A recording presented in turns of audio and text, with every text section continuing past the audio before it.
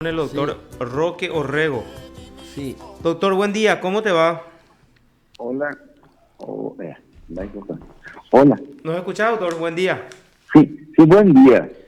Doctor, gracias por atendernos. Te molestamos un poquitito porque creo que desde la semana pasada, incluso antes, estamos haciendo Sí, un seguimiento de los juicios orales. sí, sí, Digamos, sí. sobre todo de la asociación por mencionarte, por darte algunos ejemplos, de la Asociación de Funcionarios Judiciales y también Ujú. a Roberto Cárdenas, que se hacen una vez a la semana y media hora o una hora, esa A una lo vez a la sumo. semana, a lo sumo. ¿Cuál Sí, es tu sí, sí. opinión, tu postura al respecto? Y es una práctica muy negativa en los tribunales que se consolidó, sobre todo por la enorme, tal vez, cantidad de causas que se acumulan y la cantidad de juicios que existen. Hay que estudiar bien eso, pero realmente constituye todo un problema para el cumplimiento de la idea de lo que debe ser la continuidad en los juicios. Vos sabés muy bien, Carlos, está demasiado establecido con claridad en el código de que los juicios tienen que respetar esa continuidad para dar una posibilidad de un juzgamiento integral, acabado, en cumplimiento de la inmediación, ¿verdad? Y esta es una mala práctica que se inició y se consolidó en distintos tribunales en toda la República, ¿verdad? Sobre todo en aquellos lugares donde hay más sobrecargo de trabajo, ¿verdad?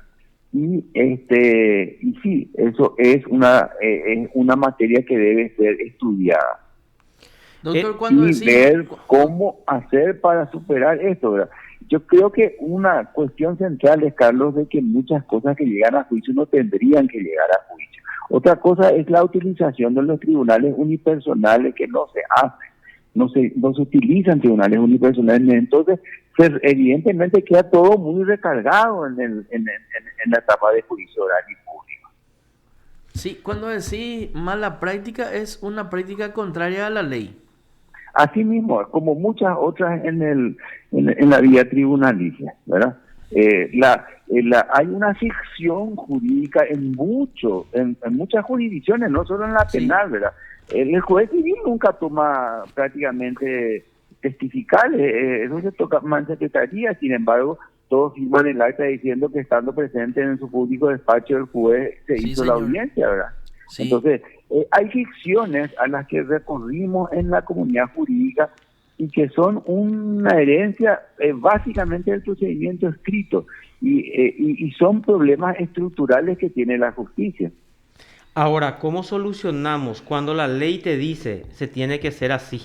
Los juicios orales se tienen que hacer a la mañana, a A la la tarde tarde, y tiene que haber. El recesos 373 es muy claro, diarios. exactamente. Es demasiado Eh, contundente y es muy claro. O sea, si te así ordena que mismo, tenés que hacer de una forma y se hace de otra forma, lógicamente así se está mismo. incumpliendo la ley y no puede ser que el propio Poder Judicial y aparte, además la semana pasada encontramos un trabajo hecho por el presidente de la Sala Penal, el doctor Luis María Benítez Herrera, en donde habla de 6 principios fundamentales, ¿verdad? Y de esos Sí, 6 principios, contra tres para mí se atenta en este tipo de casos de juicios. Y para la Sala Penal, en un fallo del año pasado, se atenta contra 2 principios, el de inmediatez y concentración. O sea, los propios ministros admiten de que es una práctica así distorsionada, contraria a la ley, pero la Corte no hace nada por corregir esa situación. Eso es lo grave. sí.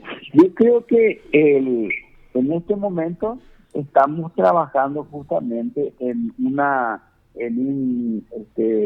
emprendimiento en el que queremos fortalecer el uso de los tribunales unipersonales. Fíjate, Carlos, que los tribunales unipersonales se multiplican por tres la capacidad de atender casos que tiene un tribunal con tres jueces.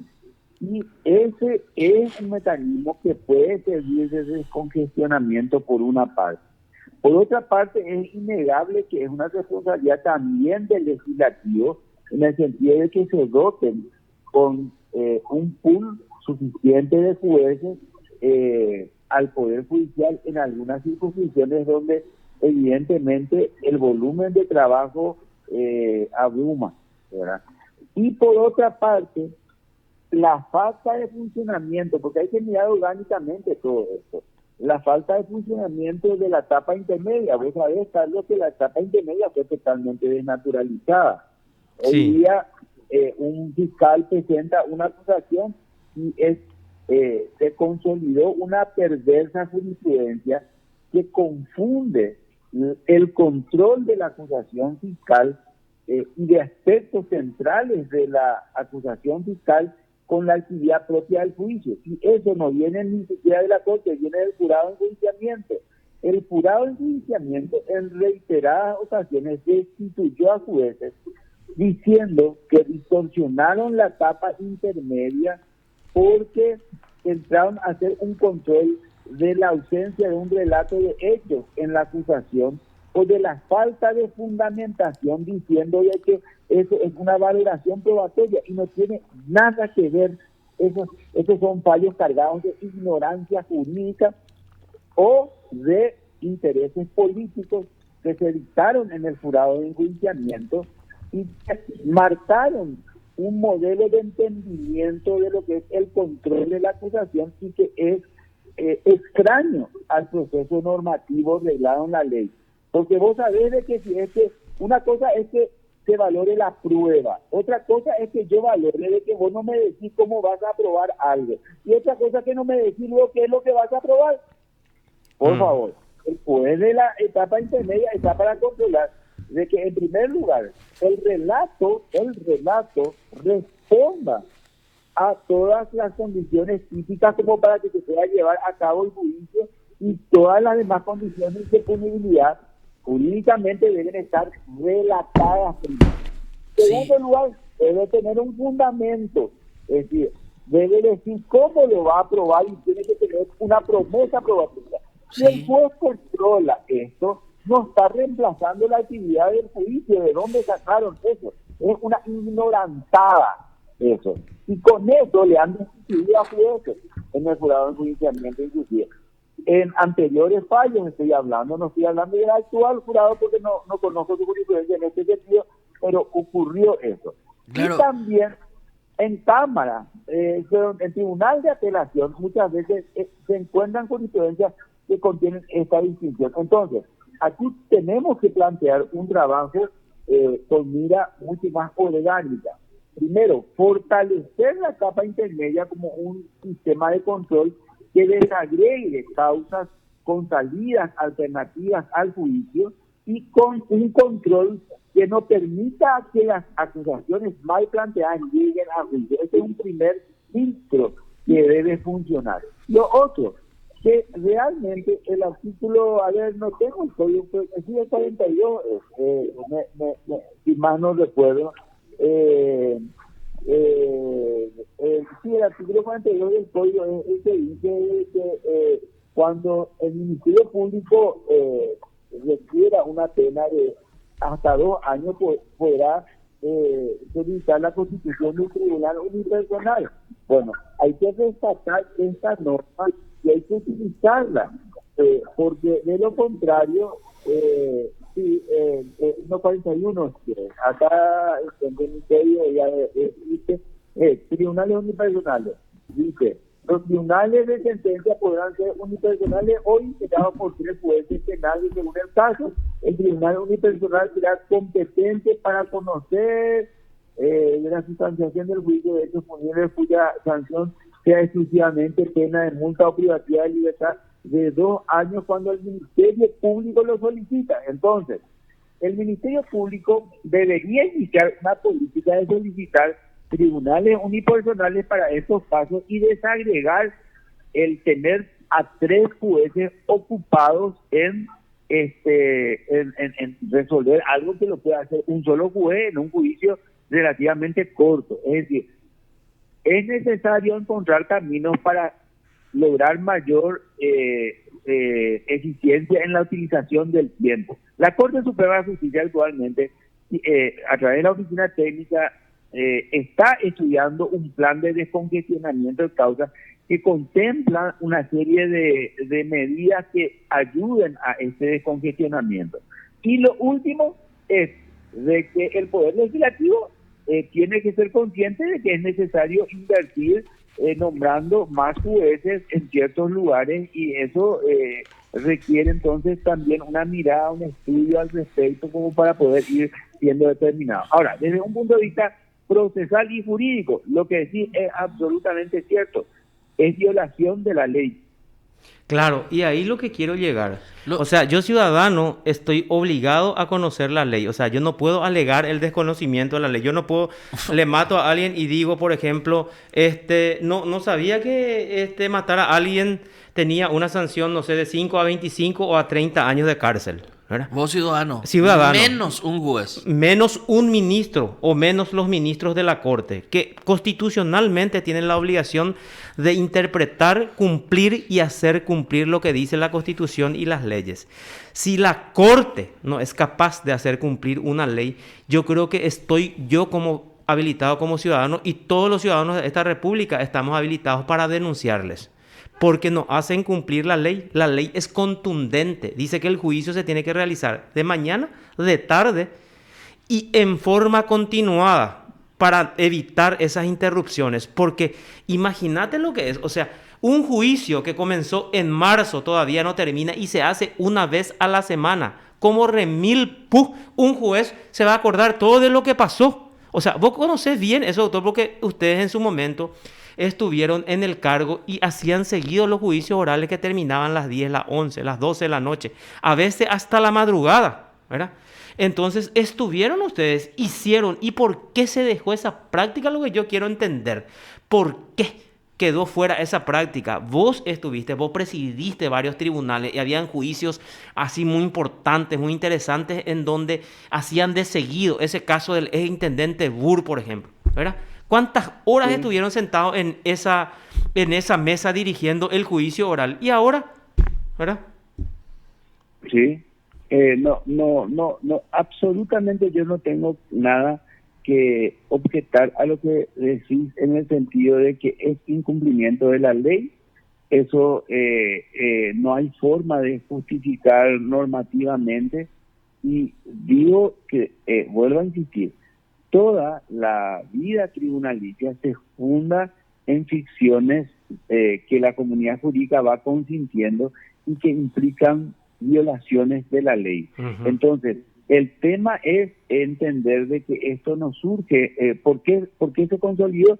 Se consolidó probablemente es multicausal. Distintas causas contribuyeron a que eso se consolide. De que eso debe ser corregido, es así. De que si se va a corregir de la noche a la mañana, de ninguna manera, eso no va a ocurrir. Si es el único ilegalismo tolerado por la comunidad jurídica, no. Hay cientos de ilegalismos, inclusive que pueden constituir delitos, ¿verdad? Sí. Y que sin embargo no se los ve con esos ojos. A ver, un juez que permite que compurgue la pena la prisión preventiva, nos tenemos que preguntar si no está cometiendo el delito de privación ilegítima de libertad, porque de oficio él tendría que revisar esa medida para revocarla, ¿verdad? ¿O no? Porque ¿quién es el responsable que esté preso por fuera de la ley? El único responsable es el juez que debería llevar a cabo su audiencia de revisión, y no lo hizo, ¿verdad? Categórico. Ahora, bueno, entonces, por otra parte, hoy día, si examinamos nuestras penitenciarías, los prevenidos están separados de los condenados, y no. ¿Y eso qué quiere decir? Que de las 14.000 personas presas vamos a soltarle porque no tenemos condiciones de encerrar conforme a la ley. Entonces, no seamos ingenuos.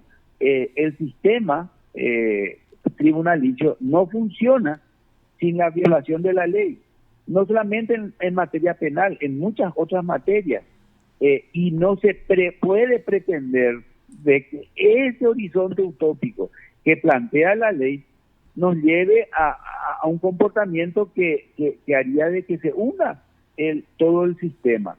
Si nosotros como comunidad jurídica queremos dar credibilidad a la justicia, es un esfuerzo conjunto y es una responsabilidad compartida de los poderes del Estado, muy particularmente del Poder Legislativo, que debe asignar recursos al Poder Judicial para que éste pueda funcionar en condiciones de ley, y de medidas que progresivamente se vayan adoptando para reformar estas malas prácticas y dar condiciones de cumplimiento de la norma.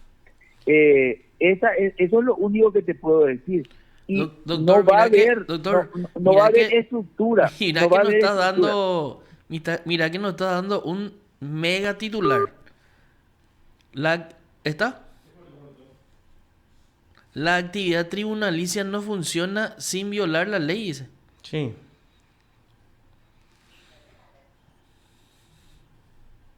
Sin la violación Por eso de él lo ha la mencionado. ley. No seamos ingenuos. Sí. No seamos ingenuos. Y sobre eso hay que trabajar. Sí, hay que ser realistas, es lo que dice. Sí. Por eso cita varios casos, por eso habla de las distorsiones en vos todos sabés lados. vos sabés que yo estoy de acuerdo en un alto porcentaje con el doctor Roque Orrego. Y generalmente no estoy de acuerdo con ¿Con quién? con las personas muy doctrinarias, ¿verdad? Se pervirtió una etapa demasiado importante dentro del proceso penal. Todas las etapas son importantes, pero hay una que definitivamente, a la luz de la ciudadanía e incluso dentro de las prácticas, de las malas prácticas del tribunal, se perdió en el horizonte. La etapa intermedia perdió fuerza, fue desvirtuada, fue manipulada y fue básicamente extinguida cuando desaparecieron los jueces penales de la etapa intermedia. Y pongo un ejemplo claro y contundente. Una conocida amiga mía, jueza penal de garantía, me decía: ¿y vos escuchaste a alguien que se fue al jurado de enjuiciamiento por elevar la causa a juicio oral? No. Yo me lavo las manos, me decía. Entonces los jueces penales de garantías convertidos en jueces penales de etapa intermedia, no le interesa esa etapa, Carlos. Entonces todos los casos que llegan a etapa intermedia pasan a juicio oral. Está el otro, ¿no? Bueno. No tienen la suficiente fuerza esa etapa. Hace rato desapareció básicamente. Y es una etapa demasiado importante.